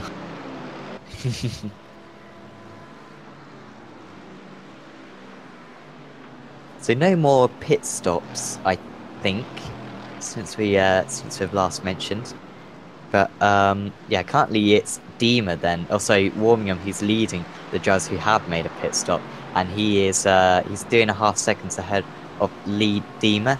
Another 9 seconds back to Jim Flanagan, and actually Roy Ververke is only 7 seconds off Jim Flanagan. That could be an interesting one. Though Flanagan has been able to kind of steady the ship recently. Max Wright is just behind Roy Ververke, about 8.5 seconds behind. And Lane O'Connor, after that spin, is just behind Max Wright. So, really, I think it's going to be interesting to see where Rafe Cullinan comes out. I think he might be able to challenge the podium sitters by the end of the event, because he's got pretty good times up there, low 30s, but he's not really making... He's making a little bit of time back up on Dima, but not sure if it's going to be enough. Yeah, I'm trying to get the mini-map up just to show sort of... Luke, Richard, and Lee at the moment. Let's see if I can get this figured out. Why is Lee not coming up?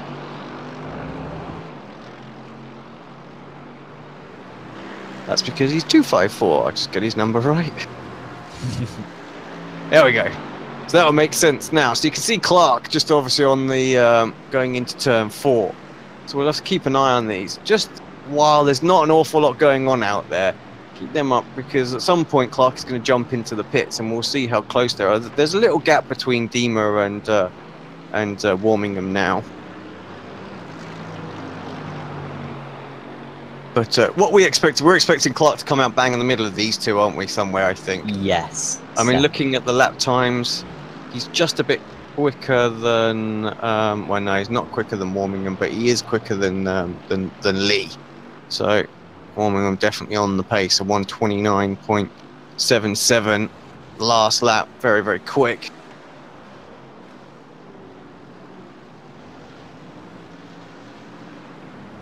O'Connor is closing back up on the tail of Max Wright out there. Wright can probably afford to let this one go, but he'd probably like to hang on for now, because Scott Malcolm still needs to pit his My Walker Cup challenger. Right, going into this race was 20 points ahead. I think Malcolm currently would have track position on him, but I don't think he'd make up enough position. He needs about 4 or 5 positions between the two, and currently Max Wright looks pretty strong for that trophy.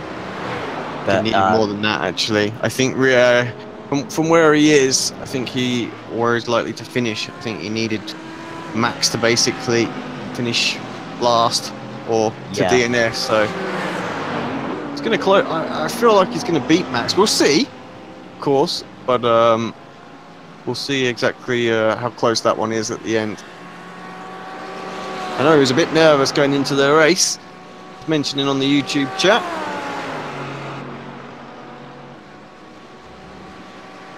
Clark still stays out. Still see the progress of the 3 leaders on screen right now while we're watching this battle. Michael Gray, by the way, has retired from the event. He was involved in that collision that we saw through the middle sector earlier on, and he's decided to quit from the session. Oh, down the inside goes Lane O'Connor, and Max Wright doesn't fight that one too much. I think Wright's got to be thinking about the championship there, and you know, as long as he gets a top 10, and it's looking like he is going to get one, he should be fine. And Clark has just dropped down, I think. Yeah, I think this is an accident. Oh wow! Well, if his championship hopes weren't strong before, they're pretty much over, because Rafe Cullinan is now ahead of him. So yeah, that was awful for Luke Clark.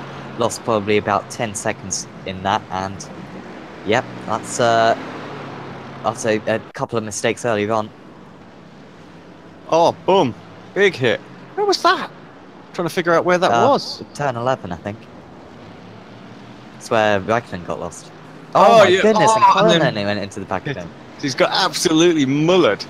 So, well, as we look on the mini-map, yeah, look at that. So he needed to, well, he's not taken any tyres, but it just cost him so much time. It's put him in 3rd. So, well, he's only just ahead of Flanagan, and Cullinan not too far behind as well. Of course, Cullinan must have pitted at the same time. He did indeed. But, oh, well, there you go. Just one little mistake, and it all comes undone. Well, that's where he struggled earlier on. That's where he lost the lead early on in the event, and yeah, just seems to really hate that corner. I think he got probably a snap on the exit, and then smashed into the wall like we saw. So really disappointing for Luke Clark, and it's just it's another one of them where you think what could have been, and he's all over the place again. It's those tyres, they're cooked, aren't they? He should have changed them when he come in. I know he wouldn't have wanted to, but they are going to be absolutely roasting hot. The grip levels go down. Whack that traction control up, son. You're going to need it, that's for sure. And here comes Cullinan down the inside. Flanagan didn't leave a whole lot of space. Cullinan's probably not going to have the straight line speed, but he has got a bit of a slipstream from Clark, who then just gives a little bit to Flanagan, and that might help out Jim ever so slightly. Cullinan, who would have easily had Flanagan if it weren't for him smashing into the back of Clark, but he has got the move done now. So it's not going to be the championship for any of these three, but it's a nice little way to battle out maybe second in the championship, and Cullinan's trying to fend off Flanagan. Tries to go round the outside here. Can he get a run? Tries to go all the way round, but I don't think that one was ever going to happen, and he just has to back out. And now Cullinan can set his sights on Luke Clark. That's good from Rafe. He used the advantage of the Beamer there going into turn 1. Was able to take that much more speed in and get the car and the move done. That is the one thing with the BMW. If you get in a position to overtake one of these cars, usually you get it done because you are carrying, 3 or 4 Ks extra through the middle of the corners. That's where it's got its massive advantage. And but yeah, usually you're carrying 3 or 4 Ks less just going into it. just before we get to the braking zone. That's the disadvantage. Scott Malcolm into the pits then, the final driver to do so. Where is he going to come out? I think looking at that, he could be sort of around. It could be similar to this battle. Nah, he's going to be just behind. No, He's just going to behind. be in 7th, isn't he? Yep. There's going to be place between Viverke actually, because it's only 5 seconds between between Flanagan and Viverke, and here he comes. Actually, he's not that far behind whatsoever. And that red car in this coming out of pit lane, the odd pit lane round here. And actually, it's worked out okay for Scott Malcolm. Can he stay ahead of Jim Flanagan? This is absolutely crucial. And he's just going to have to back down in the end. And Flanagan took a strange line going into that one. But it's nearly worked out for Malcolm. And if he can get... he just needs to hope that the couple of these drivers ahead crash into each other. And he might actually have a chance because Max Wright is only in 10th place currently. Yeah, I mean, we were talking about him finishing around about 5th or 6th and needing Max. But if, for whatever reason, he could get like there's a potential for 4th place here, really. Clark, I think, is disappearing away from this group. But they are effectively battling for 3rd here. So, something happens and the 3rd place comes on. Wright's going to be under a little bit of pressure. But, of course, this might pick up some places as well if it's a complete disaster for these guys. What do we got? Just about 4.5 minutes of this race to go as well. So, flown by, as does the championship, to be fair. Yeah, definitely. Of course, this series started off with a multi-class format. We had the LMP1s, GTEs, GT3s, and the Porsche Cup car. But I think this configuration has certainly improved the racing. It's become a very competitive league since that change. I remember the first race at Watkins Glen, I think, when we had 3 wrecks in 3 races coming up the hill. And there's been plenty of other great action throughout the season. And it seems as though Lee Deemer is going to seal the championship. He's 6.5 seconds behind Richard Warmingham, but he's way ahead of Luke Clark, 11 seconds ahead. Scott Malcolm, he needs everything he can get now. Really needs to push as hard as he possibly can to get that move on Jim Flanagan. These two aren't Team Mad teammates, are they? They are, aren't they? Well, I mean, Malcolm technically in Automech, but running the Team Mad livery, I believe. Right. Okay. So there obviously is some sort of alliance going on with them. And I wonder, actually, if Flanagan realises, well, Deemer's ahead, there's nothing I can do. Do I... as he runs ever so wide there.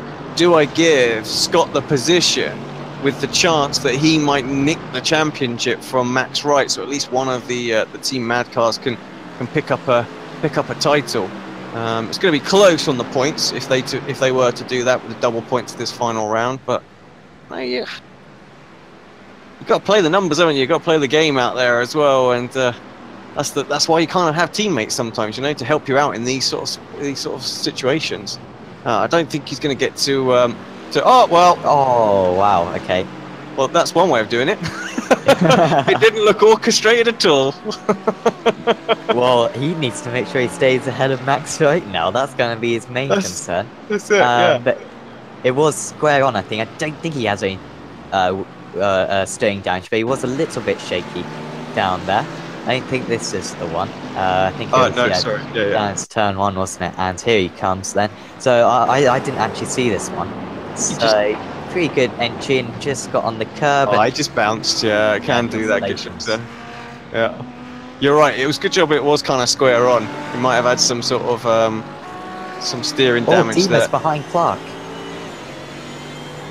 Let's get back to live and see what's going on there.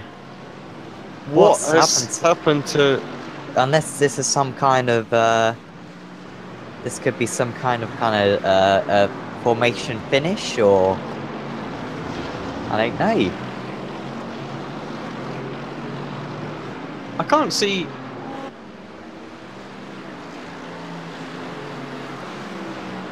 I don't know why he would do this.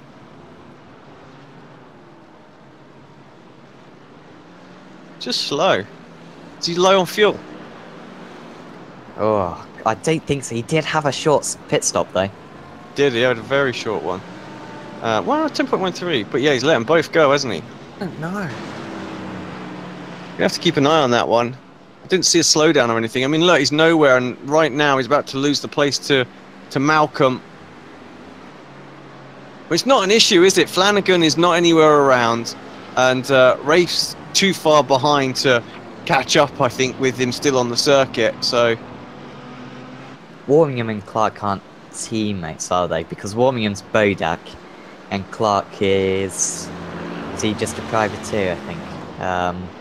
I was just thinking maybe they could swap positions between the two of them. Clark is Bodak, so yeah.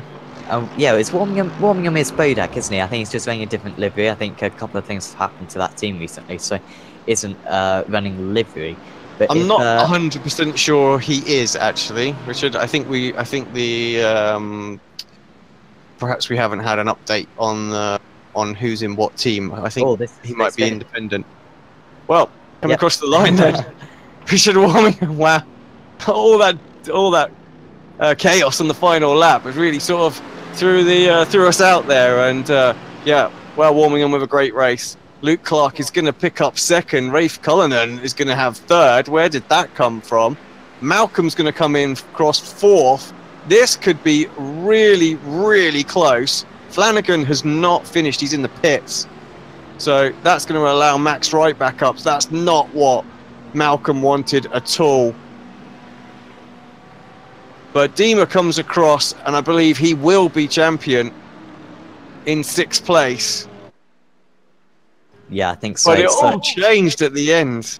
Yeah, Cullinan picked up 32 points, and Dima, was that 20 points, I think, for Lee Dima? So he should be fine in the championship. Yeah, I think he will. But I'd like to know between Scott and Jim come in. Could he not have just limped that car around? Did he go off again? I think, you know what? I think he went. Oh wow! He went off again. Look, this must have been the next lap or something. Okay, so I think that car was a lot more damaged than we were led to believe. Look, it's crabbing and everything. So that is why he oh yeah, that's why he couldn't finish. Oh, bloody hell, that's close. In the other championship though, Scott Malcolm, with all that chaos going on at the end, he gets 4th. So he would have got 14. I think he got 26 points from that, and he was 20 points behind before. Wright, he got 8th in the end, so I think that was about 14 points for Wright. So Wright will hang on to that championship by about 7 or 8 points, I think. It was pretty close in the end though, because it was all kind of turning into a bit, oh, we know what's going to happen here after such a tight championship. But I'd love to know what happened to Lee Dima in those last couple of laps. But yeah, seems as though we have our championship winners, and hopefully we'll get a couple of interviews, but currently we don't. So yeah, overall this season, Alex, I think this GT3 format has worked really well. The fighting has been fantastic out there, and it's just been so unpredictable. We've had plenty of different winners, and this format with the 3 races, I think, has worked superbly. Yeah, actually, I really like the format. I like the 2 short and the 1 long. That's worked really, really well. Kind of reminds me a little bit of the AOR series where they do the, sort of the reversed in the long and the short. You know, when you just get a nice little format that kind of works, but the 2 short at the start and the 1 is really, really good. And yeah, it's unusual to see so many different winners. That just goes to show that the league actually is really, really competitive, very, very close. You had some drivers that were just standout drivers, some meetings, so quick. And then other meetings, it was other drivers. So, yeah, it's good. It's obviously, I'm not 100% sure what's going on next season, if they're going to do anything. They have to obviously scramble mid-season to change something. But, in BSR, they'll pull something out and something will come back on a Sunday. But yeah, if they sort of go with the format and perhaps just pick it up and have a little chat with all the members and see what they fancy doing, I'm sure they'll want to drive something, because I know we haven't got anything from what's the other Sunday series that we used to do as well. The Club 73. Well, no, it was after Oh, it was after the Club 73, wasn't it? It was like I can't think. They used to have the Mustang in and stuff like that. Jeez, why can I not remember the it name? wasn't like a Vicmatech one, was it? No, it wasn't a Rickmatech one. So where's Andrew when you need him? Here, but yeah, they might be back as well. So we'll have to wait and see on that front. But yeah, good championship. I think Dima deserving of the championship in the end. So obviously did a great job in managing the series as well, behind the scenes as well. So put a lot of time and investment into the series as well, and he needs a big shout out for that. So awesome job for winning, gets the rewards at the end of it as well. And then who's going to get this championship? I'm waiting to see if the points have been added. Final, I think they have now. I think they have actually been updated. So I'm going to try and get the standings up. So yes, so the final championship standings. Then this is before, obviously. I didn't see any collisions or anything like that in this one to affect things. So I believe Lee Dima is the champion as we predicted. 19 points is the difference to Rafe Cullinan in second place. So Rafe Nixon in second right at the end there. Luke Clark made it up to Luke Clark and Rafe Cullinan joint second place, 19 points behind. So awesome job from them. Very, very close in the end. And Flanagan dropped down to fourth place at the end there. He was the one who had the chance to win it at the death there. Max Wright wins. So he is the Murray Walker Cup champion. He wins by 12 points from Scott Malcolm in the end. So close, Scott. So close. But couldn't quite get there in the end. Anthony Jacobson is third with David Ayres and Carl Hardy, who we didn't see today, in fifth. And of course, just to talk about the team's championship, Bodek won that away from MHR Dragon Internet second, then got Automech in third. Blue Flag Racing popped themselves up to fourth tonight, right at the end, and we lost Youth Energy. Not sure we had anyone from Youth Energy Racing tonight, did we? So that might have been why. Is that Scott Malcolm in the waiting area, the interview waiting area? I believe it might be. Hi, Scott. Hello. Unlucky on the championship there. You pushed Max right to the limit, and you did all you could in that final race as well, getting a fourth place, but just wasn't meant to be. Yeah, I've just heard that there was like 12 points of difference. I thought I did enough, but it just wasn't to be. Yeah, and you must have been with Max seemingly struggling a little bit at the end. I think he was down to 10th with a couple of laps to go, and you were in 6th, of course, with the drivers fighting up ahead. You must have thought that you really were right in line there. I did. I actually thought on that last lap, I think when Lee pulled up a bit and I made a couple of places up, I thought I've had enough here. Because I knew Max was away back at the back. I knew he was still like 10th, and he'd went at the pits early enough, and I'd said to him across the channel, I says, "You damaged?" He went, "No." I says, "You out?" He went, "No." "Are you still in?" "No telling you."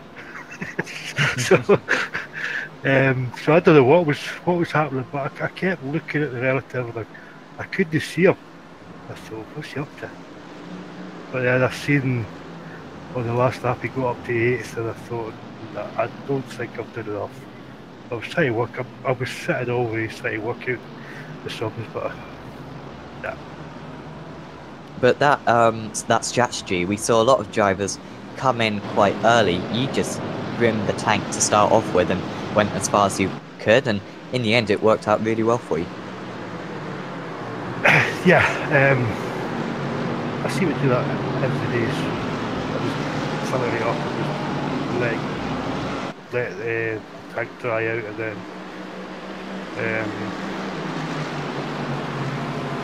come in the pits and fill it back up again. But that race I was trying to, I think you get extra 2 points for leading already in a lap, so I tried to stay out as long as I possibly could and try to get that extra bonus points, but still not enough. Yeah, and overall this season, you've had a good season, like, you know, picking up plenty of consistent results. And in these final couple of rounds, you've seemingly, you know, got into that kind of top 8 in the races a little bit more regular. But, you know, would you say you've made a improvement in these cars through the season? Yeah, definitely. I've noticed it myself. A lot of other people have noticed and commented on it. So we'll just keep plugging away and see what happens. Yeah, and before we let you go, is there anyone you'd like to thank? Well, obviously you guys for putting on such good podcasts. Lee Beamer and everybody for organising the series. The Orbit guys as well for putting up with it. Also, like to say a big shout out to Team Mad guys. They've helped a lot with driving the Merc. We've talked a lot of good things, and yeah, I'm improving. I'm getting there. I don't think it'll be too long until I get my first win. Yeah. Hopefully we'll see this format back next season, and yeah, hopefully see you back again, Scott. Oh yeah, definitely. Cool. See you then. Right, cheers, Sam. So currently we haven't got anyone else waiting around, but of course we've had this season. Is the BSR MX5 Cup over, Alex? They have like mini seasons, don't they? So they have sort of the spring, summer, well, winter, spring, summer, autumn, and then back to the winter again, I think. So yeah, the spring one is over. That was the final round of that was Tuesday gone, and I think they're on a little bit of a break now because it's week 13 and build week, and they just have that week off. And I think same with the BSR TC as well. So I've seen that crash again for so yeah, and then it's back again. So yeah, yes, but no, if that makes sense. So they have an overall championship that goes all year long, but then they have mini championships within the actual year. Yeah, so I think the next race we'll be covering, is it Sunday then? Have we got anything before that? I think it'll, I think it's Sunday, isn't it? Well, no, our next race will be the Rick Matek Sports Car Series. So this is Monday night or Tuesday morning at like 1 o'clock in the morning. So yeah, come and join us for that one if you're bored and can't sleep. You want some help dozing off? Not that you will, because actually it's a great series. A lot of good racing in that. And then, I think you're right. I think because even the AOR series has finished, you're right. So I think we're all the way then. We've got basically a week off, aren't we? And then we're back on the Sunday for VTEC. Yeah, certainly don't miss that one. And then, and then we should be getting back started, hopefully with a new series or two for Season 3. And of course that includes the Euro V8s as well. Just a little bit of a shout out to the Euro V8s. They're having a 4-hour event at Road America on the 16th of this month, I think. That might be wrong, but it's in a couple of weeks' time. And if you feel like doing a 4-hour race around there, then certainly get involved. Looking for any entries, so that'd be good to get signed up to. But like Alex said, we've got Mutek in a couple of days' time, and then VTEC on Sunday. And for now, though, in this series, it's going to be Lee Diemer taking the championship title, and we certainly hope to be back with a similar championship soon. So see you then.